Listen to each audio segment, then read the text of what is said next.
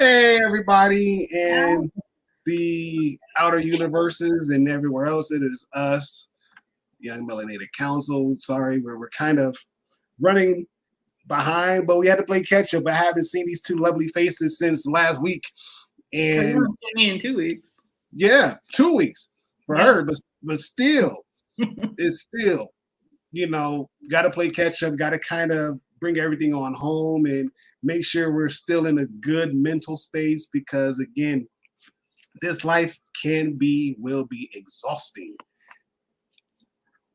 And so it's good. It's good. It's good. It is good. But we are happy that you guys are here to join us and vibe with us and, just kick back and relax and have fun. That's all. Nothing too serious. We just want to just say, hey. But for tonight's topic, it's a funny one. It's a real funny one. Tonight's topic is, do Black community leaders exist? Question mark. Yes. Hey, Mish. Hey, Mish. What's up, man? Hey, what's up? Sorry we're late. I know, right? I know you must have been just sitting there like, where are these people? No, we love it. We love it. Appreciate it. Yes. Yes. And so, do Black community leaders exist? And we'll do something a little bit different. Who was it? Elle? Did you inspire this topic?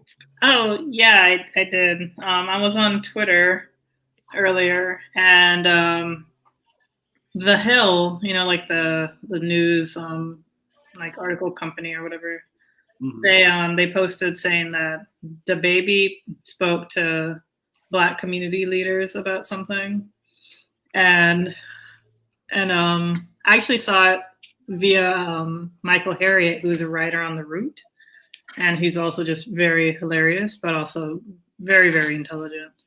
And he was saying something about Black, how does one become a Black community leader? And he replied to somebody saying like, oh, I keep forgetting to fill out the application and blah, blah, or something like that. And so, I thought that was absolutely hilarious because who are these Black community leaders? Like, this is something that we've always been hearing pretty much our whole lives as Black people, or people who just listen to the news. It's like, oh, Black community leaders, blah blah blah, said this. I think every time I hear Black community leaders, I think of Al Sharpton. I think he might be one of them. Other than that, I don't know who else. So, I don't know. I don't know of any others. And it's just a little unfair that the Black community, Black people have community leaders, because now there's like these self-appointed or white appointed people who speak for all of us. And it's just like they just bless DaBaby with whatever the hell. It was something about, I think it was like Black community leaders regarding like HIV. Because a couple of weeks ago at a concert, I think it was Rolling Loud, whatever one that was in Florida a couple of weeks to a month or so ago, he said some homophobic stuff about the LGBTQ IA community and about HIV. So I have what The Hill said, at least in the tweet, said, Black community leaders accept apology from DaBaby for homophobic comments about HIV. And The Hill ended up deleting their comment, their tweets. I guess they got ratioed. There was a lot more quote tweets than anything else. But it's like, who are the Black community leaders who just accepted, like, were any of them gay? Like, were any of them of that community? Did any of them have HIV? Like, who were they? And like, they can't just apologize on behalf of everyone. Like, I don't know, like, we don't know who they are anymore. At least, did we ever really? I think MLK must have been. But I don't know. The only one I could think of is Al Sharpton. But I don't know who these Black community leaders are that could, like, it just seems kind of like want to say, what's the word, like omniscient? Almost like this, like omniscient presence. Like, can I just say, I'm going to take a month off of work because I got the okay from the Black community leaders? Can I? You know, it's 2021. It's possible. You know, you may not have a job the next day, but it's possible. Exactly. Oh man. Okay, we have our community leaders to fall back on. but again, who are these people? Like, I mean, L said, and I was thinking too, I'm like, okay, you had Martin Luther King, you had John Lewis, you had Al Sharpton, you had Jesse Jackson, you had who? I don't know. Who are they? Oh, so on January 6th, I made a joke, sarcastic tweet saying, "Where are the white community leaders?" in all caps. It did okay. Like, I got, I think, like 200 likes or so. But like some people were commenting saying it was Jeff Bezos is a white community leader. Oh my God. Like people were like, wait, do we have those? And like some people were like upset with who the white community leaders are. I'm like, you don't have white community leaders. That's the joke. Exactly. Joke's on you. Yeah. Oh but, man. Yeah, but go on, Ron. I'm sorry for interrupting. No, I was saying you had John Lewis, Lewis, Martin Luther King. You had Malcolm X. I'm sorry, yeah, Malcolm X. Jesse Jackson, Al Sharpton. Those are pretty much like the big figures. And then I commented saying Elijah Cummings. Elijah Cummings. Yes. You know. Yeah. Mm-hmm. Yes. I mean, and again, you know, that's true. You know, there were a lot in the past that were very influential, that the community, if anything happened, they can rally behind them and they'll be able to be like, okay, this is what needs to be done. This is what we need to do. Let's go ahead and let's do it. Let's execute. And it works fine. It works great. Now it's like, it's not there. You know, I will probably say the one that could possibly be a community leader, probably Killer Mike, probably. And I kind of say that with some hesitancy, because it's like, yes, he's done a lot for the city of Atlanta. He's been there. He's been motivating. He's been getting people riled up. But as far as like, you know, making those push and shoves, is like, I don't know. I can't say. I don't know. Right. Yeah. I mean, I don't know. Like, I don't. What were you going to go on? Stacey Abrams. She will probably be. She will probably be a better one. She will probably be a better example. Like, right. She was heavily involved. You know, she helped. Even though, yes, when she was running for governor, she lost to the now governor. But anyways, but still, even beyond that, she was very active, very involved in the community, trying to get stuff going, and more so be that driving force of, you know, hey, you need to go and vote. Do you realize that the people who are sucky in office could not have been in office if you stepped up to the polls and actually voted? But then again, do you not realize that your voting rights and abilities could be hindered because of there's certain people in Congress making laws to see or show that if you haven't voted in X amount of time, that you could get stripped off and have to start the process all over again. You know, things of that nature, things that are more so important. You know, she was pretty much the driving force to help get that resolved. You know, who's another good. Now that I'm actually thinking about it, now that I'm actually digging deeper. You got Nina Turner.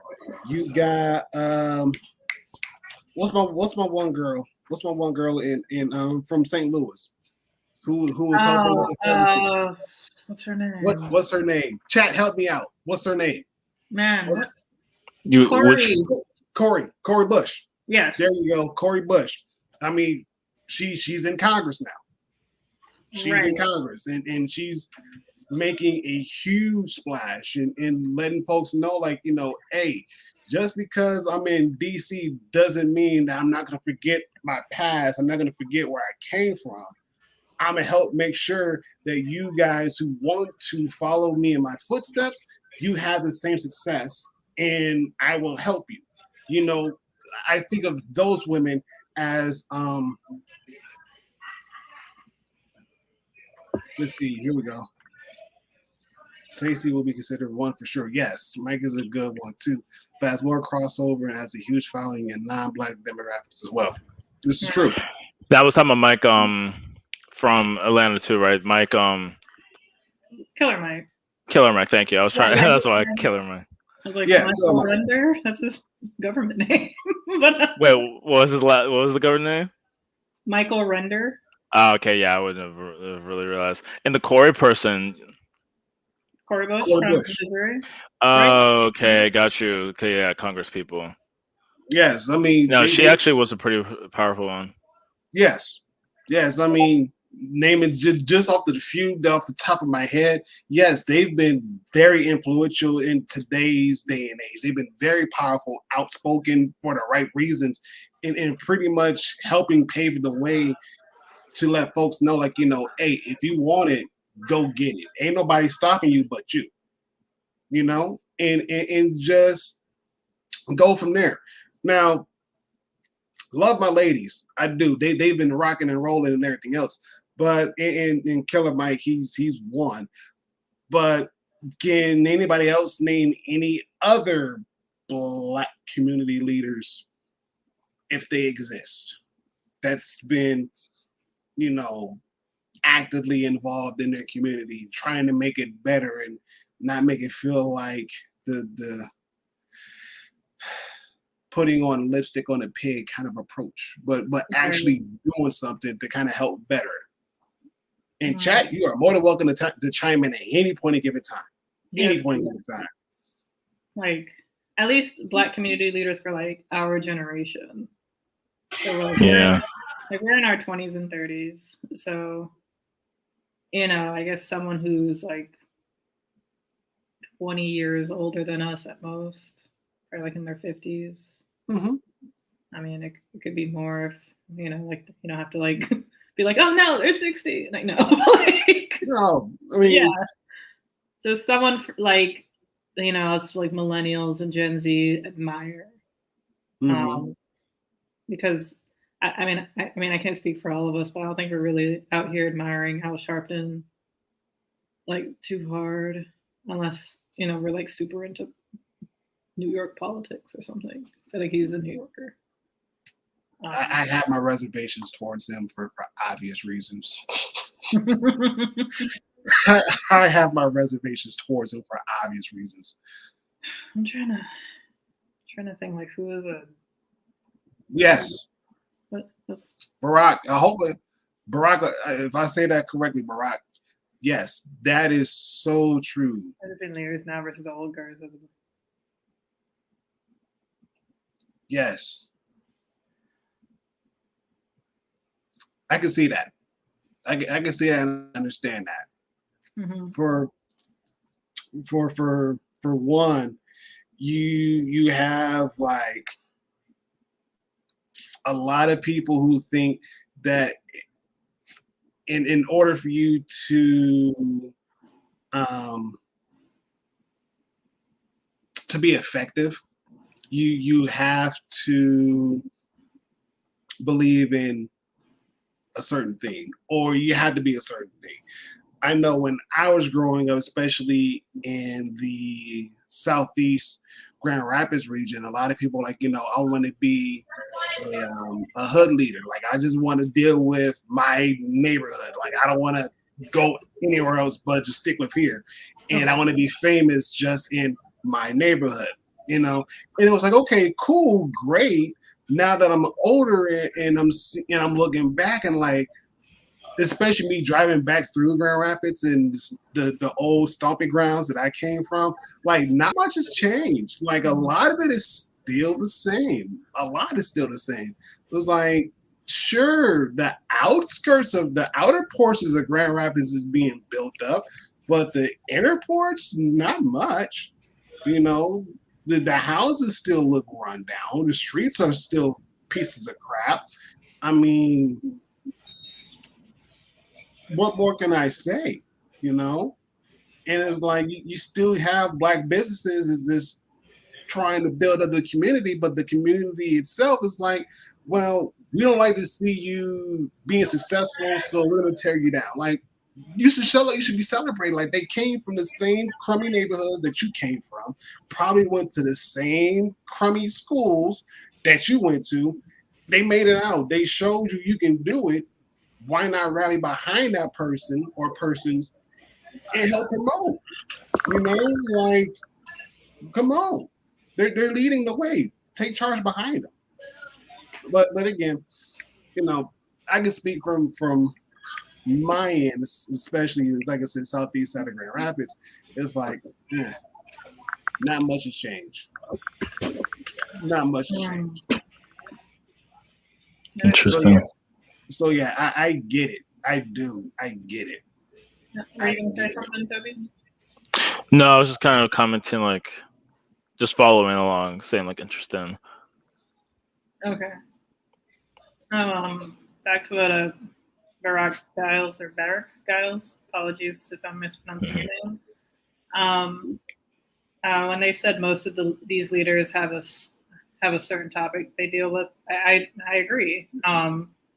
You know, it does seem to just be sort of just more focused on one kind of thing. Where I feel as though MLK, Al Sharpton, John Lewis, everyone. I'm not saying that there was more going on. I mean, there was, of course. Like there was more things to fight.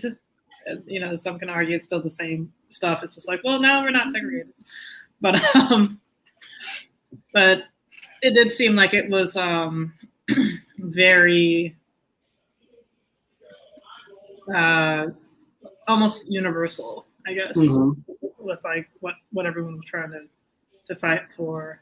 I think you know, with internet, YouTube, and all these platforms, Instagram, Twitch, etc., and so forth, you know, there's a lot of voices now, which is great, but it could also be a little problematic in, you know, trying to figure out what we need to listen to first or what we need to listen to more.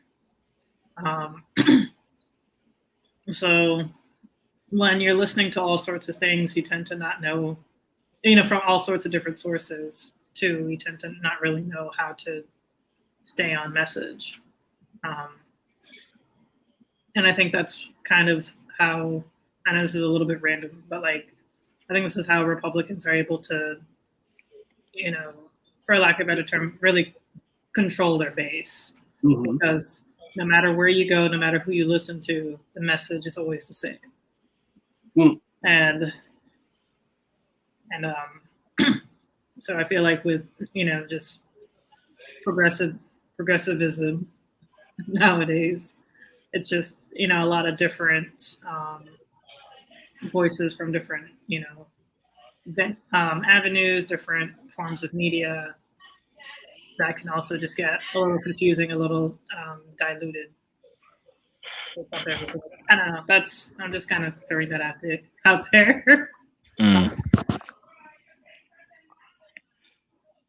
Yeah, it's good. I know that they always are very tight with their messaging on the right. And like not that all black people are on the left, but I do know there's like a very big diversity of like thought and like how people feel about certain things, and it's not always together. Like you see that with the left, and like the left eats their own, and even with black people, you often do see that. Yeah. I would say that like when the George Floyd incident happened, that's when like almost unanimously people were all of a sudden on the same page for some time. Things kind of started falling apart at some point for sure. But there was a point where it was like even like black conservatives, and some of them were in the streets marching. Mitt Romney, I mean, he's not black, but like he had the Black Lives Matter post, and he was in the streets. So it was kind of like you kind of saw a lot of like unification when it came to that topic of the brutality. Like there's some black libertarians who are very pro-gun and very much like don't trust the Democrats, and they were like Black Lives Matter, but they also kind of were like this is why we don't trust institutions. So they kind of made a broader point, but you still got to see a common thread of agreement. Um, Otherwise, Barack Giles is very correct. Like things are very divided. People are very individualistic, and I mean you probably had that before too. But like with the civil rights movement, you at least had a spotlight on certain people. Now, yeah, social media, everyone has their own megaphone. Everyone has their own XYZ podcast. Everyone has their own following. And everyone's like their own thought leader, and people kind of get into their bubble or something. Not always a bubble, but a lot of times people will gravitate towards what they feel the most comfortable with and what they agree with. I mean, I think it is. yeah, I think it is fair to say a lot of times in those networks, I mean, Dr. Umar Johnson, like I really don't know that much about him except the memes and like just the way he speaks is a certain way. But is he a black community leader? A lot of people would say no because it's kind of like chefs in the kitchen.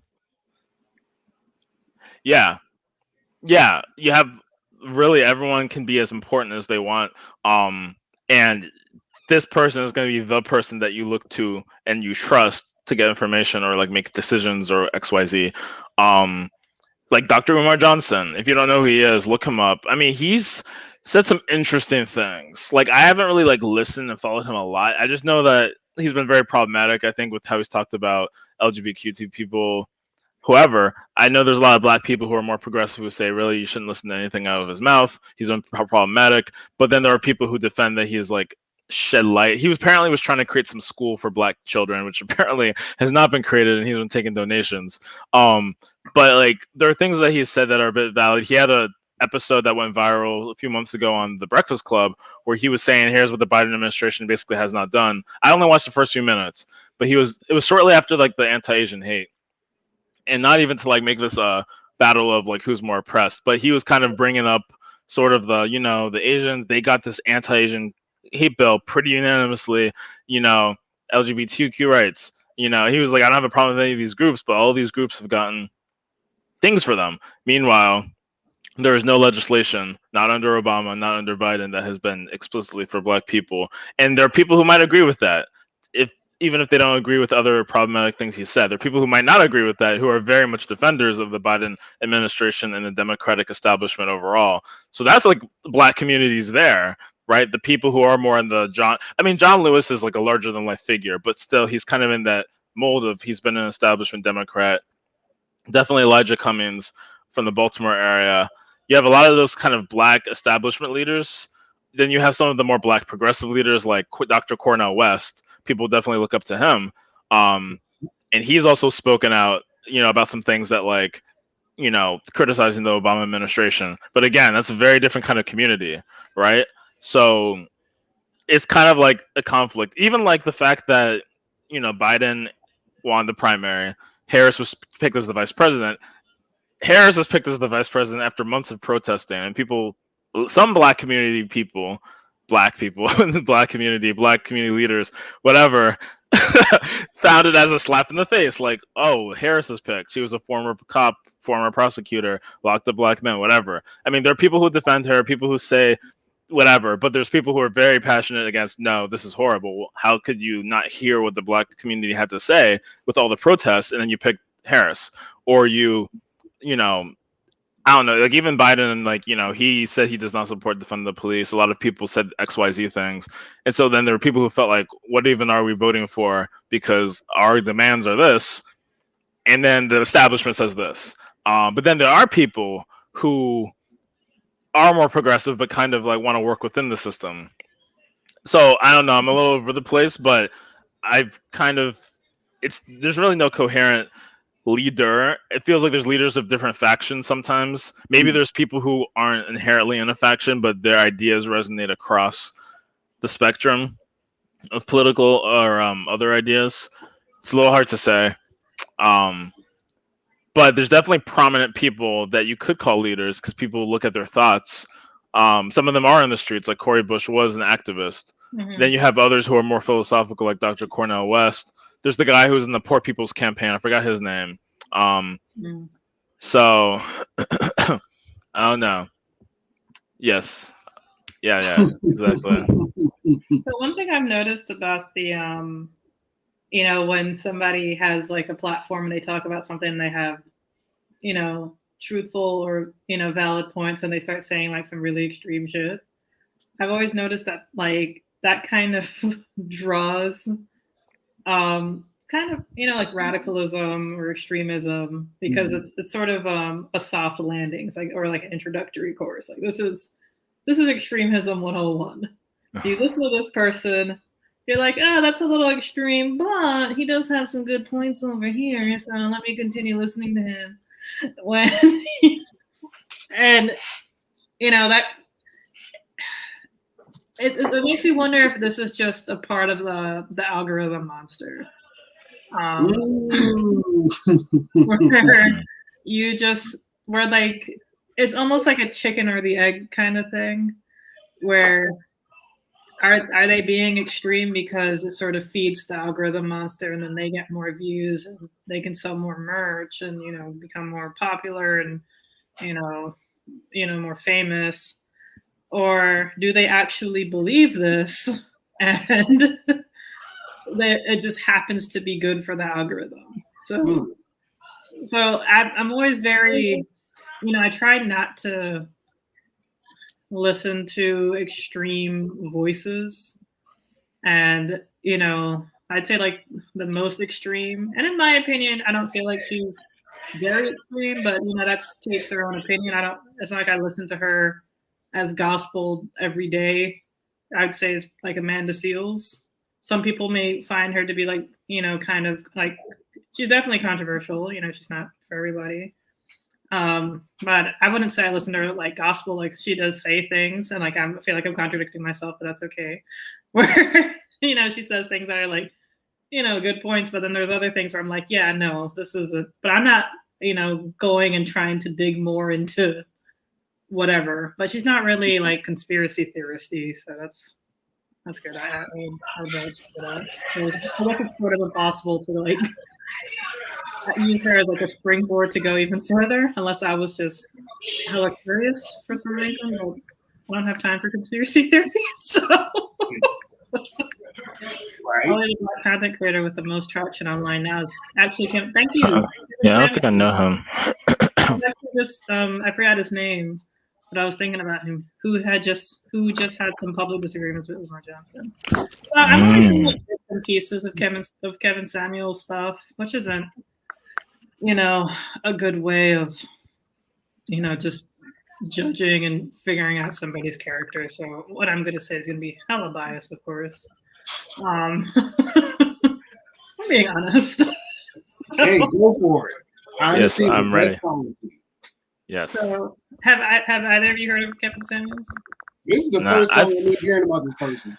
Okay. I'm probably seen him before, but I do not know who this man is. Sorry to this man. Sorry to this man. I've only heard about him like recently because like this guy friend of mine like showed me like a video clip of something that he said, and I was just like, this is what you watch anyway. But like, oh wow, I'm like sitting there thinking like, this is your YouTube anyway. But so it's one of those things where it's like when it's, and you hear this especially among guys, where they're like, it doesn't matter. It's like the truth is the truth, no matter who says it. I'm like, I guess, but you shouldn't be listening to the truth from anybody. Like, that part. Say louder for the folks in the back. They couldn't hear you quite clearly. Right. You shouldn't be listening to the truth from anybody. So, like, I don't know. He gives dating advice or something to like. I've only seen it from like Black women, like who call into his show or something. And then he would just like go off on them or something sometimes, or That's very accurate. That's Oh boy. So no, I don't mean to interrupt or derail, but I have heard of this. Is it red pill? I've heard the term red pill. I've heard black pill, but I've heard in general the people who like want to be more alpha and they like talk about how to like essentially not accept.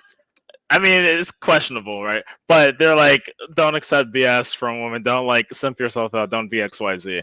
I've like seen some videos recommended to me by I wish I can remember who. Well, there's I think Abe and Preach. I forget their names.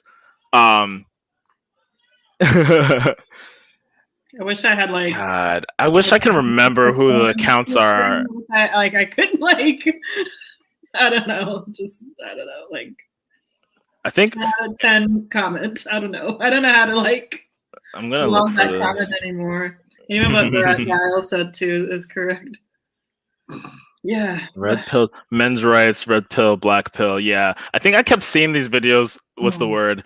In my YouTube feed. I didn't search for anything, so I started saving them because like I'm interested. Let me look at it later, just to like see what is this about. And I think there was one post, an article where it was a woman who like perused some of the Reddit boards or Reddit, maybe not Reddit, but like some boards that were basically this community, and she says she had an interesting time looking at it, and I don't know. It's It's not a something. super complicated topic. It's just guys who are struggling to get laid, and then they're just angry with women because they don't want to have sex with them, and then Yes, it's somehow a woman's fault. Abba and Preach. Yeah, and I sorry, don't yeah. know what Abba and Preach, and I'm sure it is actually a super complicated topic. I'm just like this is one of my friends. 1 second, Toby. I apologize. No, you're good. Like one of my friends said, I wish I could repeat what he said because it was just like very like brilliantly worded. Like he was saying how like the reason why like especially like hetero cisgender men and hetero cisgender women don't like there's always like some sort of contention between us when especially like on online communities where women are complaining about men and men are complaining about women, and and he said it that it's because like at least in the men's perspective he said like men are just so attracted to women, they want a woman they want to be with a woman so badly, and it's just so frustrating that they just create these communities or they like they just start getting angry and upset and just start kind of in lack of a better term just shitting on each other or just shitting on them to because of just that frustration because and it sort of makes sense, and like this is probably like a well no shit Sherlock kind of moment, and I wish I could say it how he said it because he said it just perfectly, but it was like when there's something that you just want really badly but you can't have it. It could be anything. It could be a really expensive camera. It could be like a car that you really want, or it could be something that's, and I guess like especially with like the opposite sex and why the hell we play all these dumbass games and don't communicate with each other is a whole different story, but it just like I guess like we see each other just around and it's like this person I could why can't I attain this person? Like why can't I just be with like this amazing person? And it could just be like really frustrating, and then you just go and like now that we're just more separated and more glued to our screens more so than ever, that we just start to go online and complain about it because we all share these frustrations in certain ways, and then we just don't know how to we're not expressing them or going to the right communities. We're going to more destructive communities where it's just more misery, and then misery loves company, and then everybody just sits around and stews in their misery of not being able to be with someone who's, I mean, I'm probably putting it in a really silly way, but yeah. I don't know. I don't think it's silly. I find this very funny and very interesting because it's like, okay, I get it, you want to get laid. Okay. But there is this thing called standards. There is this thing called morals.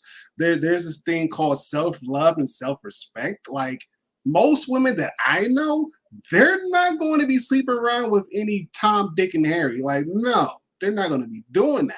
Especially if all three of them are jerks and losers. And, you know, they've already heard from their best friends, like, hey, don't even touch them because of A, B, C, and D. But at the same time, it's like, why not be able to, what's the word? Why not be a loosey-goosey, but keep things secretive and wait for the right person? You know, and even then, to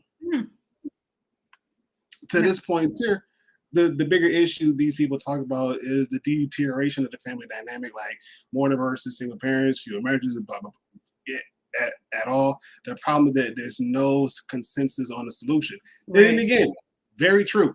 Very true. Very true. and I believe that, again, my opinion, I believe that the more we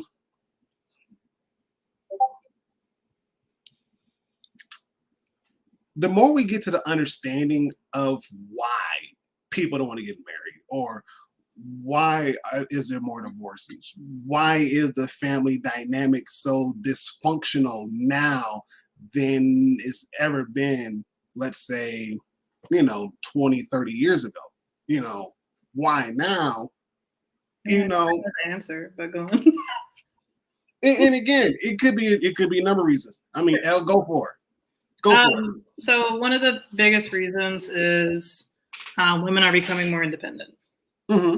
Back in the day, and this is like in like my mom's lifetime, women couldn't get a credit card unless they were married to a man, and women couldn't buy homes unless they were married to a man. So the reason why women got married, also much younger, like in like early 20s, like 2021, is so they could leave their parents' household and I guess be free-ish, just to, because there wasn't really much they can do, especially like in the, I don't know, I'd say anywhere between like any time before like the 50s and 60s, maybe even 70s, because it was Ruth Bader Ginsburg that resolved that whole credit card thing. So I would say it had to be before the 70s.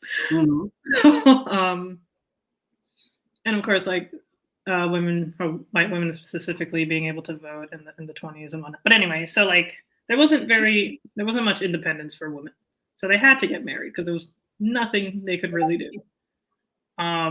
So that's one of the reasons. I forgot which comedian said this joke, but it was, I think it was Elijah Schlesinger. She said, like we always hear like the cute story about how grandma met grandpa, but like, have you actually like really just sat down and just kept asking her questions? It was like grandma would just be like, oh yeah, I kept telling your grandpa no, but he just kept following me. He just kept asking. He just kept asking me out. He just kept following me, and I just gave up. I just decided to go with him. And it's like, it was the 30s, it was the 40s, it was the 50s. Like that. What else could she do? Of course, this is a joke. I don't know how accurate it is, but it doesn't sound that inaccurate. So hence why like there was more family dynamic, because of like what else you could do, and also if you're a closet, lesbian, you couldn't do anything about that. You just had to pretend to love this man and give him kids and all that. So the reason, and I'm assuming a lot of like these red pill communities, probably speak on that, like women just being more independent, so now men have to try. Men have to, not just exist near a woman. They also have to be interesting and have hobbies and take a shower every day and, dress well and, be able to just articulate and communicate their feelings and, just hope for the best. Whereas before you just had to he just had to be a man, and not even in the alpha male type of way, just literally just have an XY chromosome. so, so that's definitely one of the biggest reasons. Like, but now that people are also just getting married later in life, Mm-hmm. people are actually, focused on finding the one. Like marriage is a lot more serious. Whereas, back in like probably like the 70s, 80s, 90s, 2000s, divorces were a lot more, um, like the divorce rate was so huge because, once again, women and independence, like women could just file, by themselves, and especially in some states, if I recall correctly.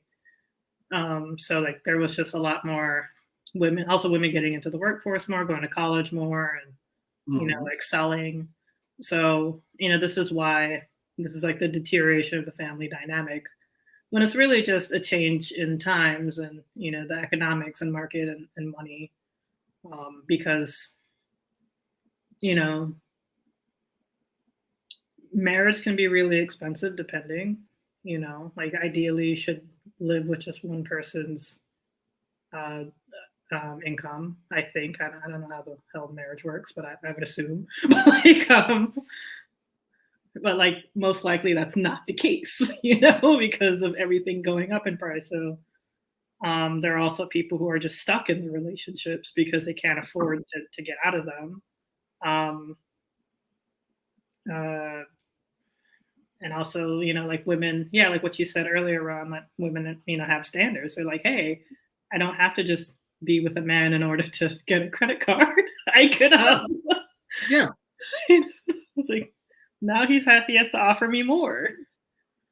Yes, this is true. This is true. And the point I was trying Right. to go at is like that 2030 on back as far as that goes, because I know when I was growing up, it was like, especially in my household, it was very blended.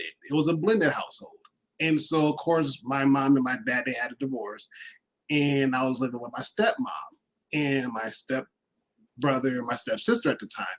And of course, their parents had gotten a divorce. And so my dad and her mom, they got married and everything else. And so, but even still then, it was like she was very independent. Like she had her own job, like everything that was like there and given, like she had it. She bought it and everything else. And so it was kind of funny, like as I was getting older and kind of getting to the age of becoming an adult, that things started kind of splitting, if you would. There was a lot of secrets that were just now coming out into fruition. There was a lot of mistrust that was coming on.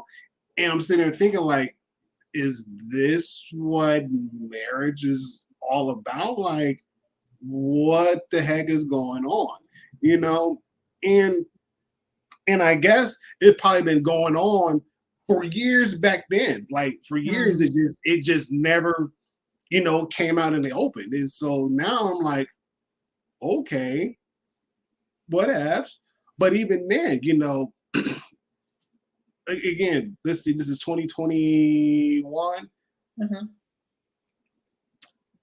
About 10 years ago, marriage is already on the decline as it is anyways. Like pretty much almost 50% of all marriages, we'll call it 47, okay? About 47% of marriages in the United States pretty much ended in divorce. Pretty much. So that's almost like 50-50. Scary statistics. But again, 10 years ago, this is what's happening 10 years ago. Now we're fast forward 2021, and it's like, okay, we get it that women are becoming more independent. True. We get it that men, they have to try. Like seriously. Like just because you got a schlong between your legs don't mean nothing no more. Like you gotta come with something on the table. Other than that, like there's a sex store a block and a half away. They could get one if they want one. Like, that's not an issue. It's not an issue. It's not an issue. It's not an issue. The thing about it, the thing is like, after everything is all said and done, after everything is all said and done, you know, what is it really? Which could be a whole different title and a whole different episode. Right. Yeah. Yeah, because again, this dynamic that we're currently living in right now, a bit different. Oh yeah. Yeah, for sure. That's true. That's really true. And also, like, you know, like, of course, like with over policing and, you know, shit like that, like black men were getting arrested. And I think there was some sort of welfare thing where, like, if like the father couldn't be living in the home in order for the mother to get the like the money or the whatever it was, the welfare thing, whether I don't know, it's like the food stamps or something. So that, you know, split up a lot of black families, and there was a lot of, you know, contention and shit. So, Mm-hmm. so there was always that schism between black men and black women, which I'm sure still exists to this day in some aspects, because I could definitely feel it like in the ether. Not to be that dreadlock chick, but like No, you're good. You're good. You are you just have the good. nose piercing and, you know, some Erykah Badu music, and I can feel it. Some incense. Yeah, Candle. some sage.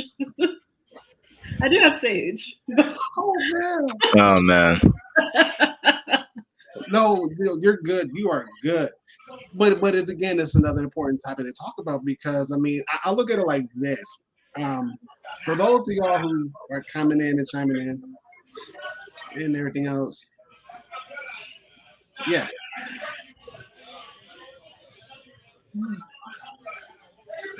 Yeah. And coincidentally, like me and my wife, we've been married, it'll be 13 years in this October.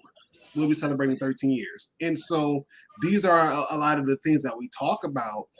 And a lot of the points were made was that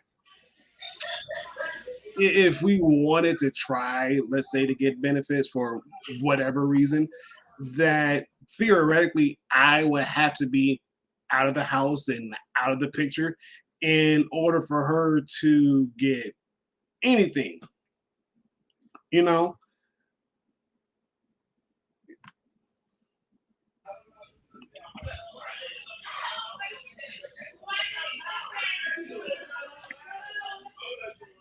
Yeah, and again, you know, so true. And a lot of people, they're just a lot of women, I should say, especially black women, they've become very much more independent. And there's like kudos to them, very much kudos to them. You know, they've came a mighty long way. It's like, yes, deserved.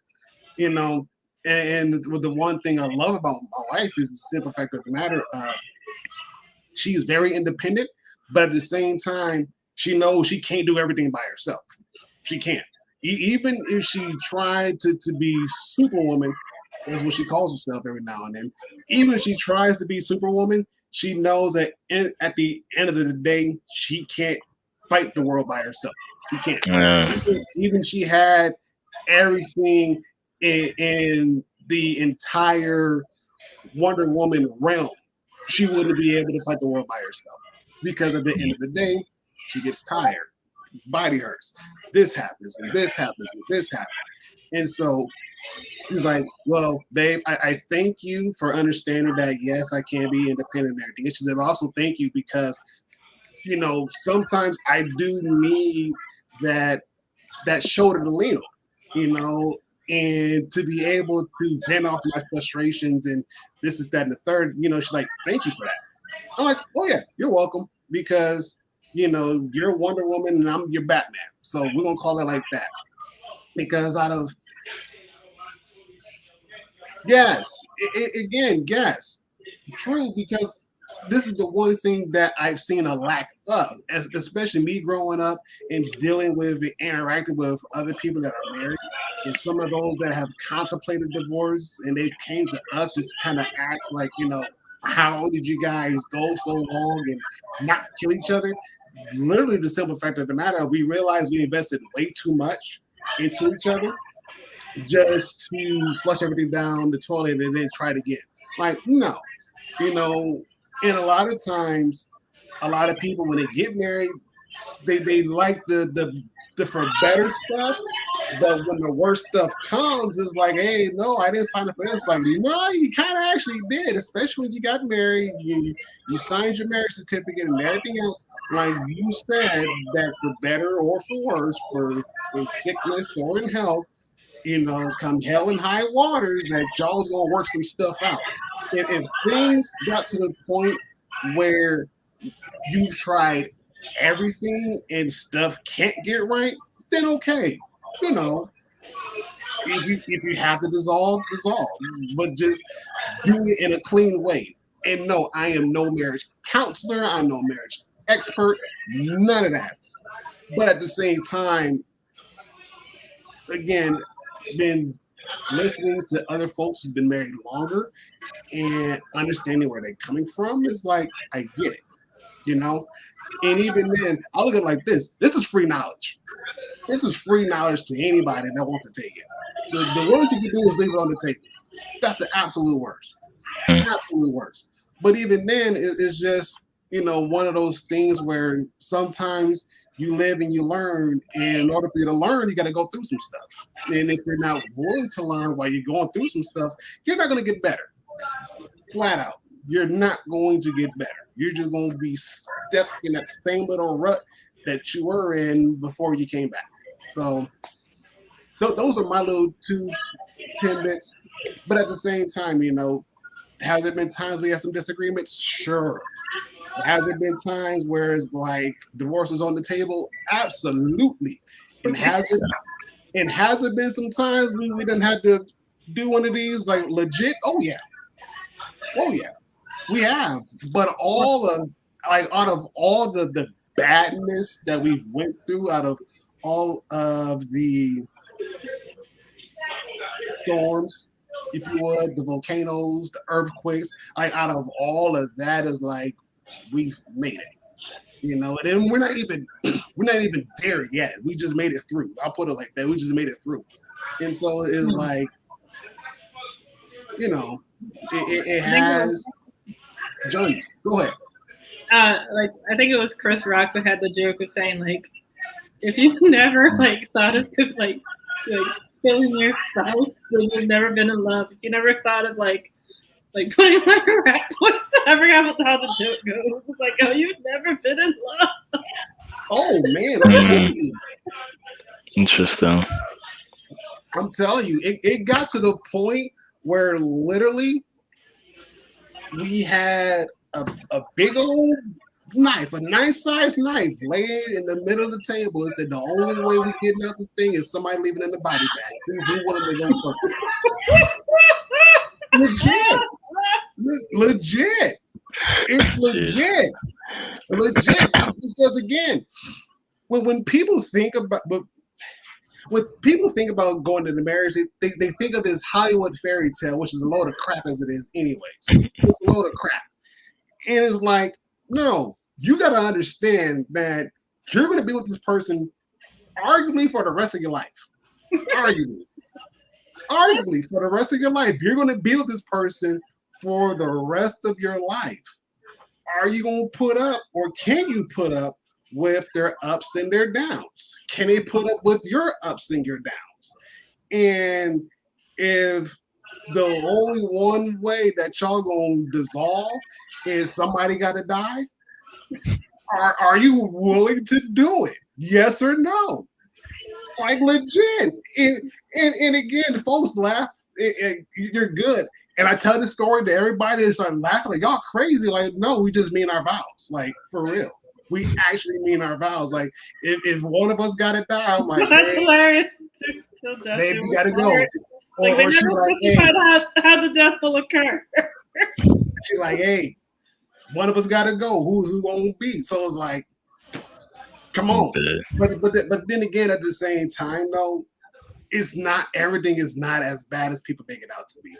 Like I've heard people get divorced for like some of the silliest reasons. Like, really? Like, for real? That's the reason why you got a divorce is because of this? Mm. Mm. Yeah. Like, come on. I can see that. I can understand that. Like, Yeah. I guess it's because people go in with the thought of it being like some magical, mythical fairy tale, and they realize like, oh no, this is actually real life. Like, funny story, and this is, you know, like, Yeah. doesn't light a match or anything to your marriage, Ron, because this wasn't even a relationship. But like, even my friend who I stayed with in Denver last week for the couple of days, like, he's my friend. He's my friend. Like, we're friends. That's it. And like, I was just like, and like, he's introverted. I'm like a little bit more extroverted.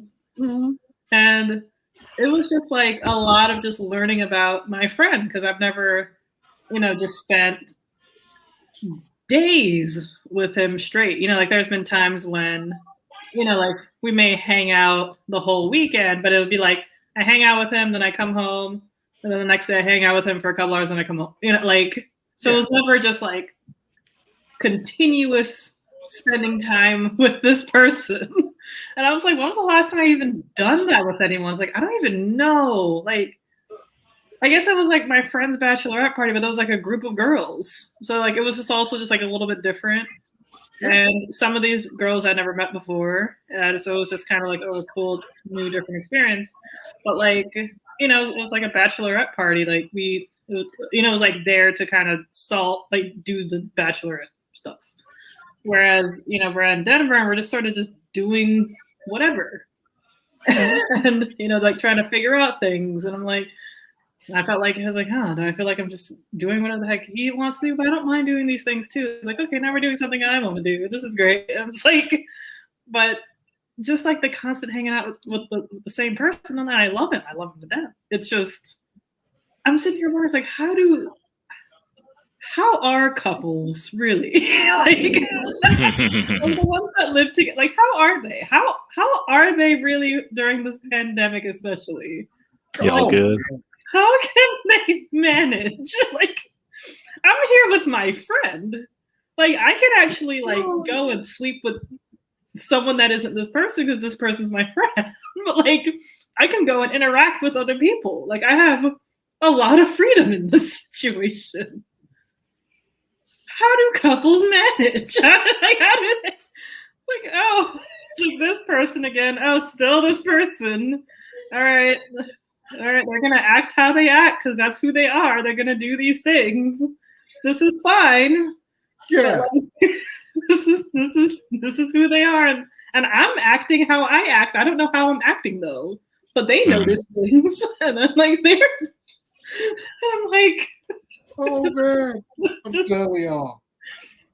Oh man, this is going to be a whole nother topic because I got stories. I might, if she's up for it, I would love to bring her on as a guest. You know, you can hear from not just from my side, but from her side as well. And I'm telling you, it's a lot. It puts a lot of things in perspective. A whole lot, and especially during the pandemic. Like, yes, it put a lot of things in perspective. And again, this is free advice. You can take it out, you can take it, leave it however you want it to. You never know how well you know a person until you actually spend time. Like in Elle's situation, you never know a person until you actually spend time, like for real, like legit time with this person to see, okay, do I want to be with this person for an extended periods of time? Yes or no? Or maybe I don't want to because this person might be an actual slob or an actual jerk or this, that, and the third. You'll find that out. But at the same time, again, you never know until you spend that quality time. Right. And figure out like, okay, Nah, you're good to hang out with for like a few hours at a time. Like, I'm okay with that. I'm fine with that. Like, no, if I have to wake up and see you in my face, I might just punch you just because. I might just punch you just because. Right. It's like, I don't know why. It's not like you did anything. It's not like you're a bad person. It's just I'm annoyed by you. You are a great person, and I am annoyed by you. Like, there's nothing wrong with you at all. Like, there's not a single. Like, you're a great human being. You're one of the best people I know. Just like stop being near me.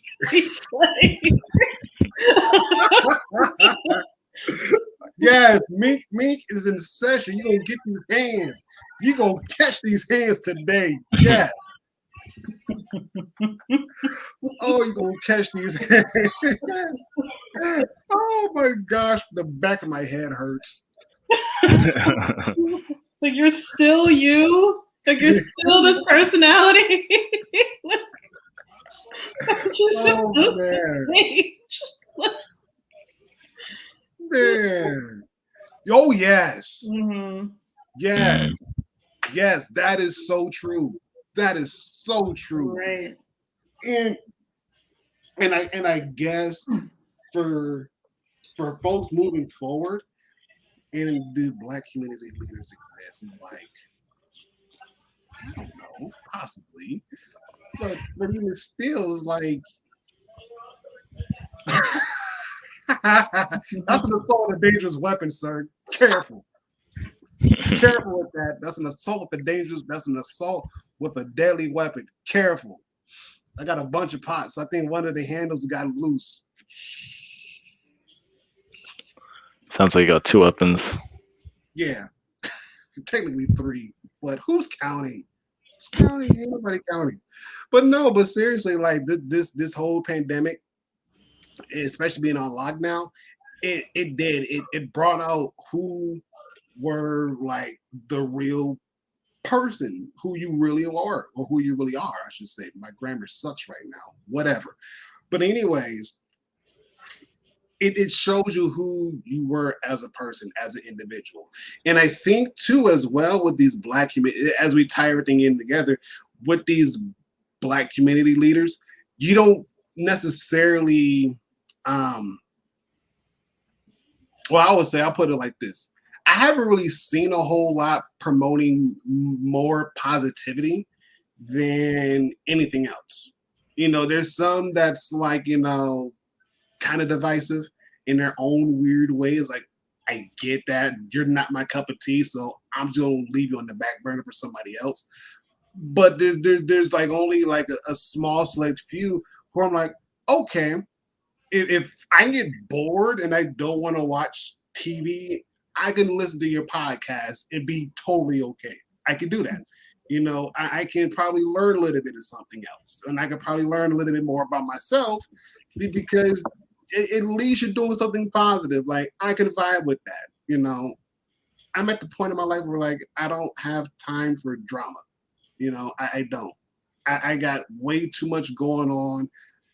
Way too much going on. It's like, I don't need your negativity to influence my day, and especially what I'm trying to do, because obviously you and I do not have the same goals and we do not align.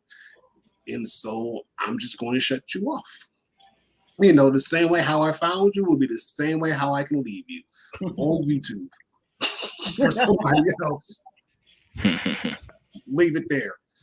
Leave it there. But yeah, and even still, like I found some new people who have a different take on life, but at the same time, because they have a different take on life, I learn a lot more because I'm not hearing the same old, you know, record being played over and over and over. It's something new, it's something refreshing. I'm like, okay, you catch my interest, I will listen to you. And if I just don't follow you, it's because of the fact that I enjoyed what you said and what you're saying and where you're going. Like, I just want to tag along for the ride and see where it goes. In rant. Yeah. I have to compile all these lessons from Ron. I can't think of something clever right now, but something that's like these wisdom bites from Ron. And when we do have a conversation about, I guess, what is it? Couples, gender roles. There's quite a few things that we touched on in this tangent, and some of them are definitely spicier conversations, which is good.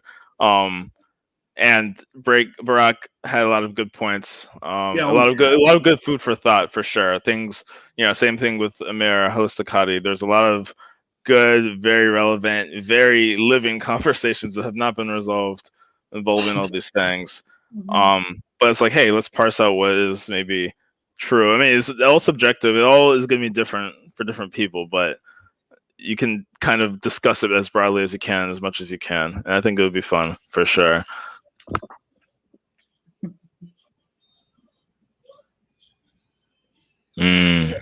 Yeah, I get that.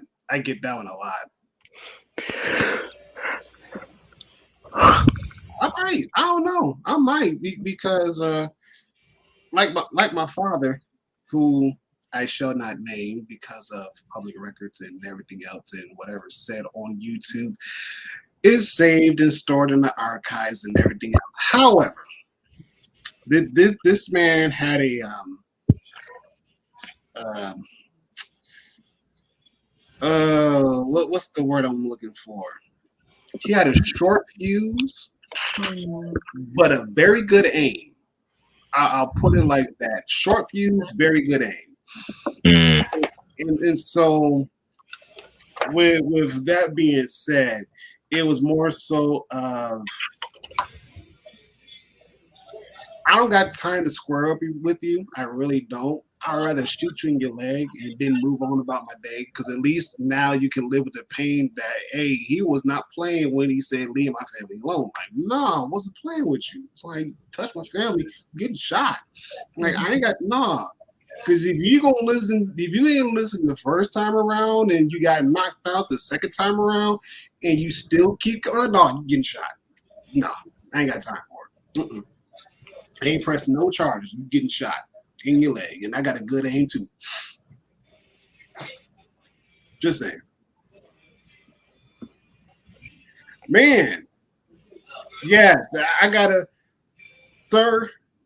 Now you're telling me to do something that I've been working on doing and everything else. So, thank you. You have given me my homework. It's a work. It's a work. It is. I mean, I got the software and everything else. It's just, it's a lot. It's a lot I got to do, but I'm willing to do it.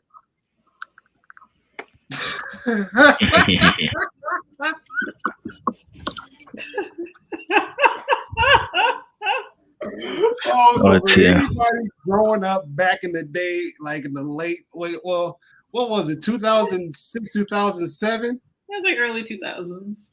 Yeah. Yeah, that was the thing. Yeah. It wasn't 6XL. It was more so like, I think the biggest I've done was a 3X, and I'm like, why in the world am I wearing this for? Like, quality hold. Like, no.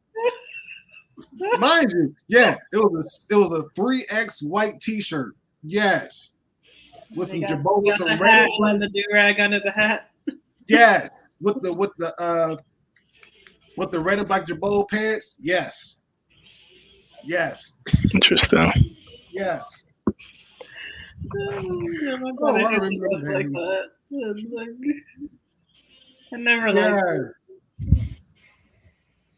No, I tried the 4X. It swallowed me. I was tripping over. I'm like, nah, I'm not. I was short. Like, I'm short now. Back in high school, I was still short. Like, a 4X, I'm walking on that bad boy. It's getting dirt and footprints all over it. Like, nah. Dude. I tried it and it went down to my ankles. I'm like, nah, I can't wear this. Nah. It's too big. As if the 3XL. The It's too big. It's too XL fit long. me just right, but the 4XL was too big.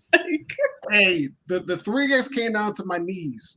I'm like, okay, I could tuck it in and run from the cops if I have to, or run from that stray dog that patrols the area. Like I could do that and be okay. Like I'm good. But nah, that 6X. Nah, that'll be something my brother did because he's taller than me. He's way taller than me. He did 5, 6X. But man, never again will I ever do that. No, no. Oh my goodness. But yeah, I would do clips. I would get back to doing clips. I would get back to making clips. I would do that. Don't go past Oh man, so true back in the day. So true. Oh man. So does anybody else have anything to just like, I know we kind of gone off topic, but that's okay. That's okay. It's part of the huge. I'm dead. You don't want to know. I think how many X's are there? I don't know. Like as many as the company can make them. At least at the time, I don't know if they still do. I hope they still don't, but if they do, hey, kudos. And I understand that there are some people who need like the larger sizes, but I'm hoping that it's going to them. Yeah. So I'm sure they had a rough time during those years. They were like, "What? My size is usually always there. Why isn't it there?" Oh man, yes. You see some skinny short kid. Sorry for the snort. Some skinny short kid walk around with a 6X white T-shirt. It's like that could have been mine. Like that could have been mine. It's like I'm stuck with this 3X. Like we need to switch shirts. Dang. Well, that's because you and this person over here, y'all live in the same area, kind of. Oh yeah, true. I mean, Halloween is coming up. They're probably going to try to dress like people in the 2000s. I actually need to find 2000s where there might be a 2000s throwback shindig happening this week, and I was like, they're like, we'll charge extra if you don't have 2000s, and I'm like, what? I don't even know what 2000s outfits are supposed to be besides like stereotypical baggy, maybe the hat, a chain, but I'm like, I'm not about to go out of my way to buy this stuff because I was a wee lad, so it's not like I have real clothes from that time representing the style. I have your older siblings, mate? My older brother, I mean, he's only 2 years older than me. My sisters, that's not an option. And they don't live here anyway. Oh, okay. Yeah, I wasn't sure if you were home because like you're in front of your closet, and I know that you have a closet at home. Of course you do, but it kind of looks like. It was a little complicated, but I couldn't use my office at the time of the stream starting. Oh, okay, Mish made a good point. Cosplay your favorite Naruto character, bet. Maybe I should bring it up to the promoter. I actually don't know what happened to my Toby robe. I still have the mask, I think, but the robe, I couldn't find it sometime after I moved. No, it was here when I moved. It was sometime after I was cleaning everything when my parents came into town. So I'm hoping, I don't know where it went, but I'm going to find out wherever it went and figure out something to do with it. Yeah. But maybe I will use an old robe and pretend that that's my my throwback outfit. I mean, if the person at the door knows anything, like they should allow it. Naruto came out in 1999. That is true. Nah, you're right. I'm gonna let them know. I just need to find it because now I'm like, shoot, I don't even have that. Thank you, Mish. And you'd be the life of the party too. There you Yeah. go. Oh yeah. People will be funny with it. Like I did wear the Naruto outfit once to like a club in 2014, and one guy was like, "You the realest in here. Like I don't care. Like you the realest ninja in here." Actually, it perfectly works. You're the realest ninja in this whole room. I don't care what anyone says. This was in Baltimore too, guys. I don't care. Anyone says you're the realest ninja for wearing that robe, and I was like, yes. That was the first time I actually bought it and wore it. I think I bought it in like the year before for Halloween. It was Halloween, so I don't remember if I mentioned that, but I wore it for that. So anyway, yes, people should appreciate. People should appreciate it as a throwback and just let me in or not like overcharge me. Well, I don't know. you should do like a crossplay where you're like you got the do rag and the hat, but you also have like the Obito mask and Oh, you got put the band-aid over the mask.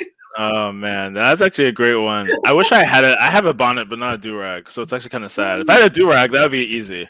But I don't even have. I don't even have a do rag. Do rags are really cheap. They're like $5 at your local like hair store. They're really cheap. Yeah. Oh yeah. $5 do rag. Okay, bet. Maybe Yes. that'll be my. I'll just wear a do rag then. You can also like look at Amazon too. That if you can find like especially a fitted cap, that was like the big thing. You can't have the Yankee cap though because you're in Boston. Oh. I guess you could do like a Red Sox fitted. There you go. Yeah. People, I do see people with those Red Sox ones. The big B cap. I guess Bruins too, who goes into hockey. Or Celtics if you're in the basketball. True, yeah. Oh, actually, that might be the big one. I always see people with those caps. So the Celtics one might work. So yeah, if I can get myself because I have random hats, but I don't have like a sports one. So if I get like myself a nice little hat, if I had a baggy shirt, my shirts aren't really that baggy these days. A real corner store should sell. Throw some big jeans and you good. Mm-hmm. And one other thing we forgot the one thing that encompasses everything. You got to have a pair of fresh all white Air Force Ones. When you do that? Oh man! Nelly made a song about that. Yes, he did. He didn't say Air Force. He said Air Force One. Air Force One. You said who? I'm in my Air Force Ones. That's how you pronounce R's back in the 2000s. Oh, I'm dead. Right here is right here. Go over there. I mean, they still kind of do it with like purr for perfect. Interesting. The tongue now. Yes. You gotta get a pair of white Forces. Which speaking of, I'm gonna find something and tweet it. Or it's a tweet. I'm gonna find it. Oh, why can't I get to my profile? Okay. And I'm gonna send it. It was the funniest thing I saw on Twitter, and I really don't be on Twitter like that. But I was like, this has to make me reconsider. It was the funniest thing. Where is that? Oh man. Yes, the 2000s. Probably the only time I actually bought and wore a pair of Forces was back in the 2000s. I had an all white pair, white and red pair, had a black neon green pair. That was it. That was the total of my Forces collection. You asked me to do that now? Nope. I know. No. I don't know anything about sneakers. I know that there's still big old sneakerheads still to this day. When I was in Denver on Saturday, like right before the flight, we went into this mall and there was like a line outside of some sports store. And I was like, it's probably a shoe drop. Sounds like it. Yeah. Yes. I was just like, okay, they're probably waiting on some sneakers. I don't care. There are still some girls who were like, well, I don't know of any my age, but I remember in college there were girls who were like, "Oh, the first thing I look at on a guy is their sneakers." I never cared because I'm like, that's really close to the floor. Of course, like they're gonna get dirty and scuffed. I don't know how fun guys could have had when they're like super caring about like their sneakers, and then they're going to the club where people are spilling drinks and stepping on one another. the floor is as dirty as it can be, but they're really trying to keep their shoes super clean. Like, Wait, so this was the club that you said that your friend was saying that she knows this guy's shoes, or just in general? just in general, she'd be like, "Oh, if he has clean shoes, that means he has a clean house." I'm like, no. If he has a clean house, he has a clean house. But like, There you go. What's one fashion trend that's gone out of style that you missed? graphic tees, You said what now? graphic tees, graphic T-shirts with like. I remember this was probably like mid 2000s, early 2010s. Express used to have like a graphic tee section, and it'd just be like this really cool art all over your shirt. Not necessarily like Ed Hardy shit, but like it was just like cool art graphics, and I really missed that where like the shirt would make like a really loud, bold statement, and people just have like a blazer over it. And I've always thought that was like a really clean, easy look to do. It was like the clothes just sort of like the shirt just spoke for itself. So that's something I really miss. Now it's just like, I don't know, like I don't really see like the graphicness, and I still kind of like that to this day. Like this has like the school's logo really big, but I'd say that's one fashion trend that I really miss. Also, I guess blazers, but I feel like blazers can't really go out of style though. Right. It's always sort of necessary. Let's see. For me, it's gonna be kind of weird, but I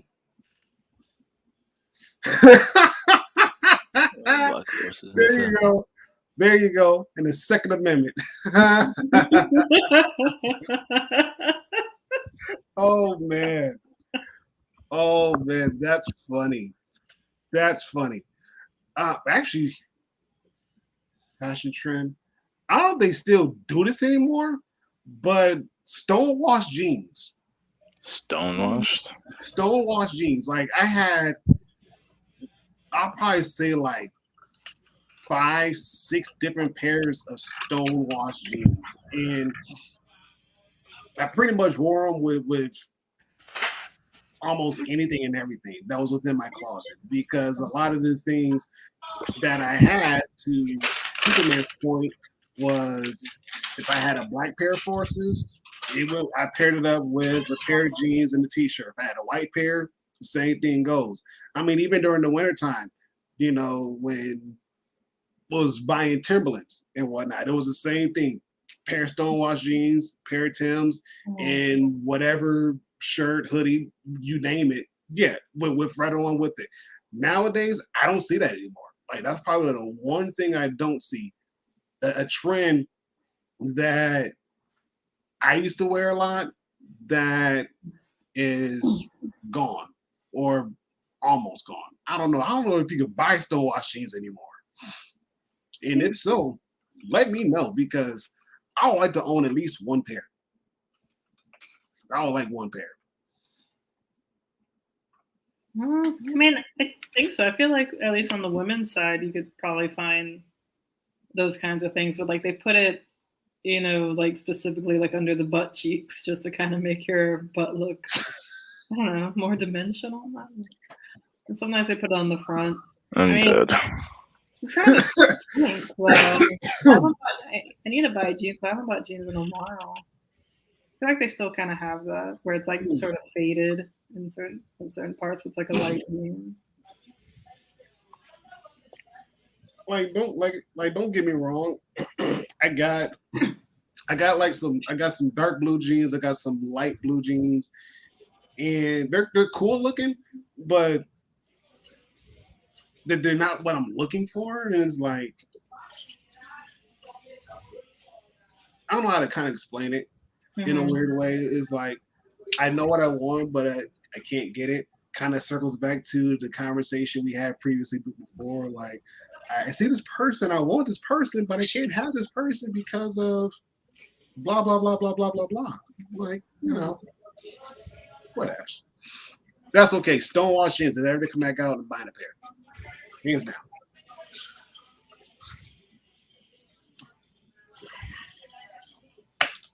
Yeah, probably like True Religion or Lucky Brand. Lucky Brand jeans might have them. Mm, I could see them having stonewashed for men. yeah, I don't know. True Religion. I've seen some of this stuff. I'm not liking it. I'll be honest. True Religion. I'm not liking it at all. Like I'm not even looking at the price tag. I'm like, oh, never mind. I'm gonna leave that one alone. I'm gonna leave that one alone. Okay. I'm gonna leave that one alone. I just thought about something else. Yeah. I can't. I don't know. Like, I really don't know about like old trends that I'm like, man, this was cool. Where did this go? Because I don't know. I was barely a teenager in the 2000s. I think 2010. I must have turned 14. Yeah, I turned 14 in 2010. Yeah. Mm. So You I'm were just in like, high school. yeah. But I think at that point, people were starting to wear, well, yeah, baggy jeans, sure. But then, like, I don't know. I really can't remember people's fashion. I just remember that the skinny jeans became cool and the jerk. So that was the thing. Yeah. Like 2011, especially like 2012. Then all of a sudden it was the skinny jeans. Sometimes it was big shoes, skinny jeans. Um, yeah, and that from there, that's what I can remember. Not everyone wore like skinny jeans, but like it definitely became much more popular. But I can't really speak to like old school, especially not like what adults are wearing, because I don't know. I wasn't really around like fashionable people like that. Do you remember what like your older siblings were wearing?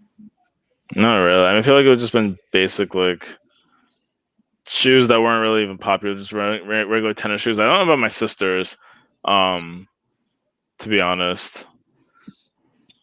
But whatever it is would have been much more low key. I Definitely remember. not. Oh, say it again. No, I was just gonna say definitely like more modest clothing, that kind of thing. Even like with the graphics, I don't really remember like many like brands like Supreme or whatever the heck. Like I didn't really, or like Aeropostale. I know that was the Aeropostale. I think I may have had a Hollister jacket once. This brown jacket. It was like a light. Like I don't know, it wasn't. It couldn't have been that expensive, but I was like, oh, cool. I have a little. Or Abercrombie and Fitch. I remember seeing a lot of those. Like, what's the what's the one? Not Air Force. What are those jackets? Those like black jackets. Everyone loved those jackets. The strike North North Face. Face?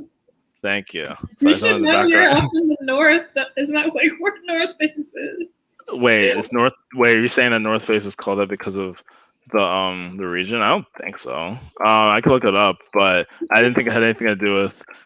Um, I could be biased because like my sister who lives, by Toby, and always talk like her clothes. A lot of her clothes are North Face, but I guess it's just very warm. But I'm assuming it has to do something with being in the north. well, it was founded in San Francisco. Oh, as a climbing equipment retail store.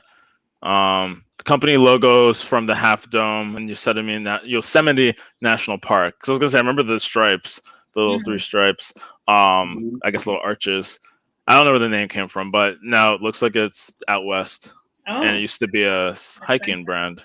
So Oh or man. climbing equipment. California. Climbing.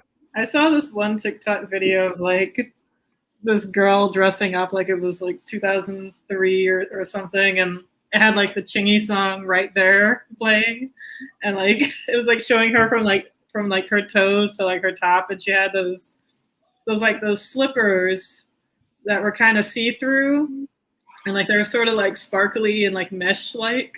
Mhm. Oh She had man. like I forgot what kind of pants she was wearing, but like she had on like the jacket that had like the fluffiness around the hood, and I don't know where my old jacket is. I probably got rid of it, but I had one of those jackets, and she had the earrings with her name in it, like those big old earrings with her name in it.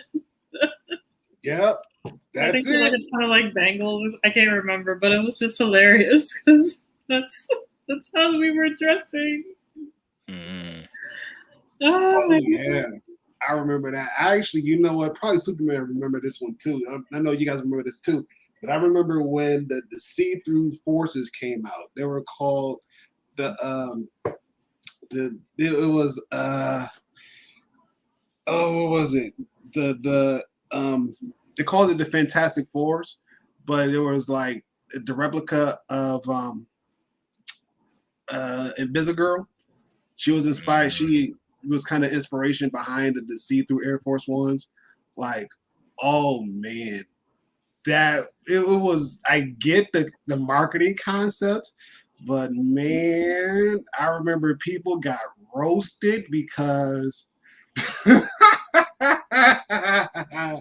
Oh man, people wore some socks with them, and them socks had a dinge to it. Oh, you was getting lit up so fast. Oh, true. Mm. Because you would have to I guess you have to wear like some really cool socks. Yes. I did not know about this. I gotta look it up now. Yeah, socks and sandals. Oh man, Remember? that was hilarious. I remember that like clear as day. I'm like, you spent how much on those? Like for real?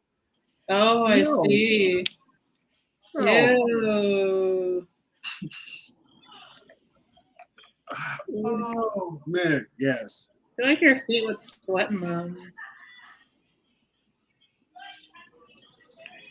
Now they're like, oh, now these shoes aren't made with plastic. It's like, we just made a whole ass series of shoes with plastic. Oh man, yes.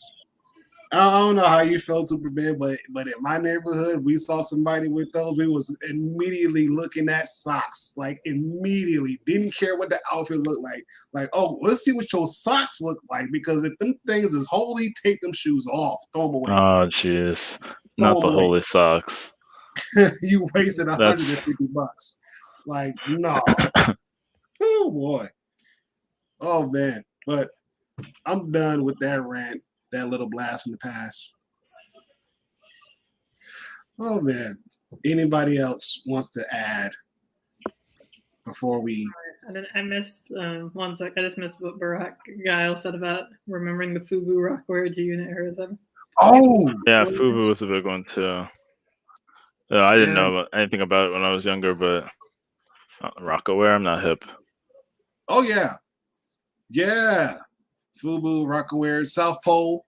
Can't forget it. But if you go in that era, South Pole was huge. Right, South Pole. South Pole was huge. And then Echo and what was it? Fat Farm. Fat Farm. Yep. Yeah. Fat Farm, Baby Fat. Mm-hmm. Mm-hmm. Oh yeah. And then my personal favorite that kind of grew on me, but I'm glad they're probably not around, were the Jabot jeans. The what? Jabot. Jabot. Girbaud. I think that's how you pronounce the last name. And the first name is like Maithe.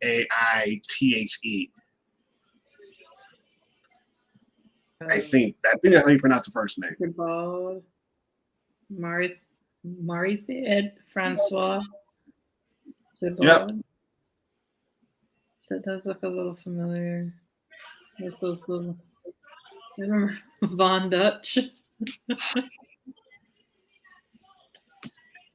Yeah, Jabot jeans. Those. To me, when they first came out, I didn't like them. But when I bought a pair for myself and I bought another pair for myself, I'm like, okay, they're really not all that bad. You know, still in the baggy jean era, but still it's like, okay, cool. You know, the red and black pair I had that lasted me for like some years until like I actually wore the knees out because I was doing a lot of construction in them and you know, especially around the house. But they held up for some years. I'm like, holy crap! And then when I finally ripped, I just threw them away. I'm like, okay, whatevs. But yeah, that was my little blast. And if anybody else has a little blast in the past before we close this stream. I'm just like shoulder shrugging a little bit because I really wasn't hip to all this brands and whatever. It's okay, Toby. Trust me. You ain't missed much. No. You ain't missed much at all. You grow up with a lot of brothers, and then they want to look cool, and so you just remember these things. And like I was sort of into it too. That's just how it is in like middle school, high school. You got to wear like name brands, and then you get older and you just don't care anymore. You're just buying clothes on Amazon. And like, and the person who did the Photoshop for the colors was clearly just like, somebody's like nephew's kid who's like 9 years old who can change out the colors. It's like, this is clearly fake, but I don't know, the reviews are nice, so let me buy it. And that's clothes shopping now. Right. Boom. We got those. Hey, Shaq shoes is still in. I don't care what anybody says. Shaq shoes are still in. Mm-hmm. Yeah, I think I did have Shaq shoes from Payless. And yes, my man came through. I missed the music. Yes. Mm-hmm. Yes. Yep. Music was awesome. It was whatever you was feeling, they had a song for it. Mm-hmm. Yes. Been there too. Mm-hmm. Totally agree. Been there too. I mean, hey. Growing out of stuff. Payless.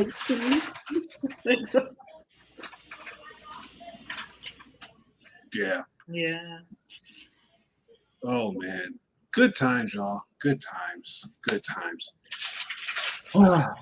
But with all good things, it has to come to an end. And yeah, it was fun. It was fun kicking it with you guys. And Elle, thank you for this lovely topic. Indeed.